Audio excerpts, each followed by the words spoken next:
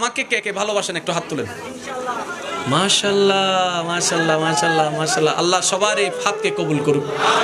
আমাকে যারা ভালোবাসেন তাদের কাছে আমার একটা আবদার, আল্লাহ যদি তৌফিক দেয়, বিয়ে করার সামর্থ্য দেয়, ইনশাআল্লাহ যৌতুক নেওয়া ছাড়া বিয়ে করবেন ইনশাআল্লাহ। মেয়ের বাড়ি থেকে যৌতুক তো দূরের কথা, একটা ফার্নিচার তো দূরের কথা, একটা সুতাও নেওয়ার দরকার।